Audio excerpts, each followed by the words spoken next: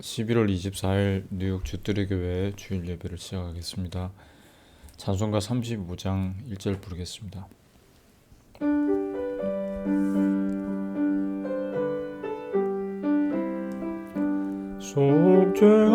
속죄하신 구세주를 내가 찬송하리라.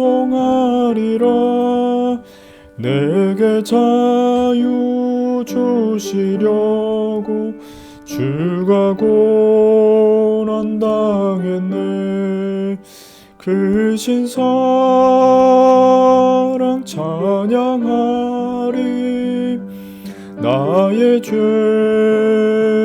사하려고 십자가에 돌아가신 나의 주 찬양하리. 이사야 20장 3절입니다. 이사야 20장 3절. 나의 종 이사야가 3년 동안 벗은 몸과 벗은 발로 행하여 애굽과 구스에 대하여 예표와 기적이 되게 되었느니라. 아멘. 예표와 기적이라는 제목으로 잠시 말씀을 생각하겠습니다. 풍요를 감사하는 계절입니다. 사람들이 그간의 수입을 즐기면서 감사를 합니다. 미국 대선이 끝나고 나니까 오래전에 대통령을 지낸 분이 했던 말을 또 떠올리게 되는데, 바보야, 문제는 경제야 라는 그 슬로건이 한창 유행을 했었습니다. 역시나 사람들의 관심은 돈에 있습니다. 그것이 또 새로운 대통령을 결정하는데 중요한 이유가 되었습니다. 우리 삶의 중심에는 돈이 자리하고 있습니다. 풍요로움, 부족함이 없는 그런 여유로운 삶을 추구합니다. 돈이 많이 주어지게 되면 그것을 가리켜 기적이라고 하지요. 경제가 일취월장 이런 것을 기적이라고 합니다. 한강의 기적, 이런 표현들 우리는 자주 사용합니다. 오늘 본문에 말씀하는 기적이라는 이 단어는 이런 우리들의 일반적인 생각을 좀 깨뜨리는 그런 의미를 가지고 있습니다.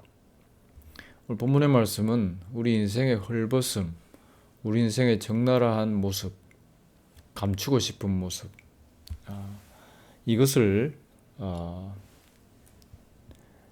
드러내주는 그런 사건, 이런 우리 인생에 꼭꼭 숨겨왔던 그러한 내용들을 들추어내는 그러한 사건을 기적이라고 표현하고 있습니다. 아수르 왕 사르곤이 군대장관 다르단을 블레셋 도시 아스돗에 보내어 정복하던 그때, 곧 히스기야 왕 당시입니다. 이때 하나님께서 이사야로 하여금 구스와 애굽이 아수르에게 당하게 될 수치에 대하여 예언하게 하셨습니다. 이 메시지를 전하는 역할을 맡았는데, 선지자 이사야는 발가벗어야 했습니다. 하나님께서 그렇게 명하셨습니다. 그것도 3년 동안 벗은 몸과 벗은 발로 다니게 하셨습니다. 오늘 본문 2절과 3절에 나옵니다.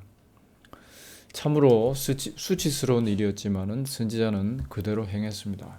하나님의 말씀이기 때문에.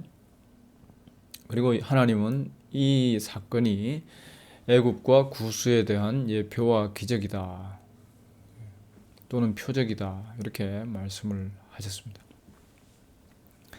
애굽과 구스에 일어날 일에 대해서 하나님께서 이사야의 발가벗음을 통해서 나타내 보여주신 것입니다.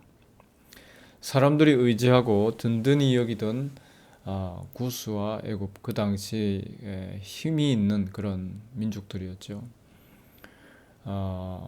아수르가 북쪽에서 공격해 오면 즉시 애굽으로 쫓아가서 남쪽에 있는 이 나라들로 쫓아가서 도움을 요청할 수 있었던, 실제로 그렇게 했던 이 이스라엘이었는데, 이처럼 피난처라고 여겼던 그 나라, 그 힘이 있는 그곳이 아수르 왕에게 망하고 수치를 당하게 될 것이다 라는 것을 이사야가 발가벗음을 통해서 예언을 하게 하신 것입니다.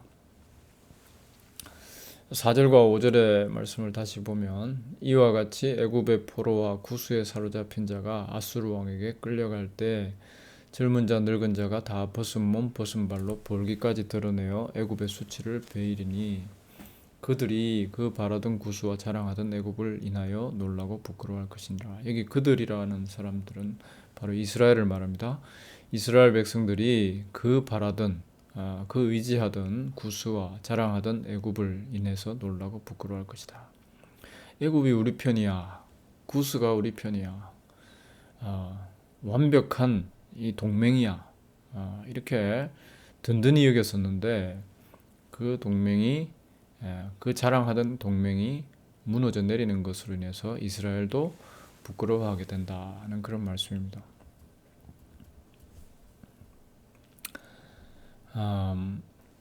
블레셋이 아수르에 의해서 정복되던 때에 애굽과 구스도 예외가 되지 못한다는 것을 보여주셨습니다.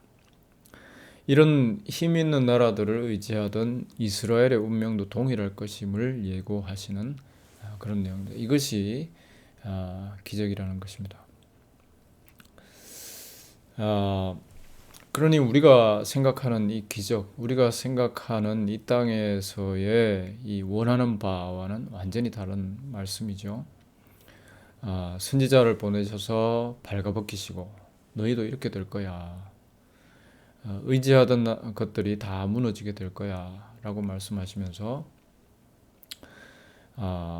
그 비참함에 대하여서 예고해 주시는, 이것을 예표와 기적이다 이렇게 말씀하셨습니다. 사람들은 나름 자신들이 생각하기에 길한 것을 예고해 주는 것을 원합니다. 교회도 내게 힘과 격려를 주기를 원하고 찾는 것이죠. 입혀주고 먹여주고 풍요롭게 해줄 그런 예표, 그런 표적, 그런 기적을 구합니다. 고린도전서 1장 22절의 말씀 보니까 유대인은 표적을 구하고 헬라인은 지혜를 찾으나, 유대인이 구하는 표적이든 간에 헬라인이 구하는 지혜이든 간에 결국 우리 인간을 풍요롭게 하고 인간을 만족시켜주는, 우리를 안심시켜주는 그 무엇입니다. 인간이 원하는 기적이지요. 이러한 것을 사람들은 찾아다닙니다. 이것을 통해서 나의 수치스러움, 나의 발가벗은 현실을 어떻게든 가려보려고 하는 것이죠. 창세기 3장 7절에 첫 사람이 수치를 가렸던 무화과 나뭇잎처럼 말라 바스라져 버릴 그 무엇을 가지고 자신을 덮으려 하는 것입니다. 차가운 날씨에 떨어져 내리는 낙엽처럼 그렇게 되어버릴 이 땅의 것을 가지고 그걸 기적이라고 여기면서 그것으로 나를 가리려고 하는, 죽는 순간까지 자랑하며 다니려고 하는, 이 땅의 수단을 어떻게든 많이 챙겨가지고 나는 괜찮다 자랑하려고 하는, 이것이 인생이 간절히 원하는 예표요 기적이라는 것이죠. 잘 불리기를 원하는 것입니다. 돈을 잘 벌기를 원하는 것이죠. 누군가 많은 것을 가지고 많은 것을 잘 쌓으며 사는 재주를 보면 부럽습니다. 교회를 다니기 시작한 이후로 사업이 번창하고 병도 났고 남편이 정신을 차리고 아이들이 철이 들고 뭐 등등 이런 얘기들을 우리는 간증이라는 이름으로 많이 듣죠. 그러나 하나님께서는 전혀 우리 사람들이 생각하는 것과 다른 예표와 기적을 제시하셨습니다. 인생이 설정해 놓은 나름의 이 피난처가 효과 없다는 것을 이 아수르가 이 고대 근동을 지배하고 약탈하고 또 정복하는 이 사건을 통해서 우리 사람들이 의지하고 자랑하는 것들이 얼마나 허무한가 하는 것을 보여주시는 것입니다. 이사야는 이런 세상의 형편을 드러내기 위해서 자기 수치 따위는 염두에 두지 않습니다. 하나님께서 말씀하시고자 하는 바를 전하기 위해서 그는 벌거벗고 다녔습니다. 성도는 그런 사람이라고 할 수가 있습니다. 하나님께서 드러내시는 예표와 기적, 우리 인생의 죄와 허물로 참으로 추하고 부끄러운 그 현실을 하나님께서 나타내시고자 드러내시고자 하실 때에, 그리고 거기에 하나님께서 의의 옷으로 덮어주시고자 하실 때에 그것을 감사하면서 오히려 더 기대하고 오히려 그런 하나님이 하시는 일에 동의하면서 이 땅에 사람들이 추구하는 기적에서 돌아서서 하나님이 나타내시고자 하는 일에 주목하게 되어지는 사람이 바로 성도라는 것입니다. 죄와 더불어 먹고 사는 인생의 비참을 드러내시는 그 일, 이 일을 위해서 하나님께서 예비하신 이 언약을 주목하는 사람들이 바로 성도라는 것이죠. 예수님은 십자가에서 벌거벗김 당한 채 죽으셨습니다. 마치 선지자 이사야가 3년 동안 벌거벗고 다니면서 하나님의 메시지를 전했던 것처럼 예수님도 십자가에서 다 벗겨진 채 희생당하셨습니다. 그리고 그 십자가가 이 세상을 향한 진정한 표적이다라고 성경은 가르쳐주고 있습니다. 마태복음 12장 39절 40절에 보니까 악하고 음란한 세대가 표적을 구하나 선지자 요나의 표적밖에는 보일 표적이 없느니라. 즉 십자가지요. 요나가 물고기 뱃속에서 밤낮 사흘을 있었던 것처럼 예수님께서 죽음 아래 있게 되실 것에 대하여 그것이 유일한 표적이다, 이렇게 말씀하십니다. 악하고 음란한 세대가 구하는 표적은 돈인데요, 이 땅에서의 힘인데 주께서 보여주실 표적은 십자가밖에 없다라고 말씀하셨습니다. 성도는 바로 이런 표적, 이런 기적에 시선이 가게 된 사람입니다. 오늘 나는 무슨 표적, 무슨 기적을 구하고 살아가는가? 나의 간증이라는 것은 무엇인가? 자랑할 것이 많던 구스와 애굽의 힘을 원하지 않는가? 모든 인간이, 사실 저를 비롯한 모든 인간이 늘 눈뜨면 그런 것을 추구합니다. 그리고 그것이 있는 많이 쌓여 있는 사람, 많이 쌓여 있는 곳을 부러워하고 그쪽을 향하여 자꾸 가게 되지요. 그러나 오늘 본문이 말씀하는 것처럼 참된 기적은 벌거벗기심, 십자가라는 것이죠. 인생이 원하는 바가 다 드러나고 우리의 죄의 추함이 다 드러나고 그 벌거벗게 내신 자리에 벌거벗게 씌어서 희생되신 어린 양, 그 어린 양의 속죄하신 그 의가, 대속하신 그 의가 나 같은 죄인에게 입혀지는 것, 이것이 진정한 예표요 기적이라는 것입니다. 고린도 후서 5장 1절로 4절에 보니까 우리의 이 땅의 장막집이 무너지면 하늘에 있는 영원한 집이 있다. 우리가 여기에서 탄식하면서 하늘로부터 오는 처소로 덧입기를 간절히 사모한다. 이렇게 되어 있습니다. 과연 그런가? 우리의 장막집이 무너지는 것을 도저히 못 견디면서 그거 더 든든히 하려고 애를 쓰고 있는 우리의 삶인데, 영원한 우리의 집을 사모하면서, 즉 하나님께서 입혀주신 가죽옷 그리스도 예수의 의의 옷입니다. 그것을 사모하면서 우리가 살아가는가? 그것을 우리 감사하면서 그 은혜를 영원히 찬양하는 그 자리를 우리는 사모하는가? 아니면 어떻게든 내 것을 더 남기려고 살아가는가? 험한 것으로 껴입은 실상은 벌거벗은 이 세상살이의 현실을 자각하는 것이 복이라는 것이죠. 그리고 은혜의 옷을 입어서 그 옷 자체가 되신 은혜의 주를 자랑하는 이것이 성도의 복이라는 것입니다.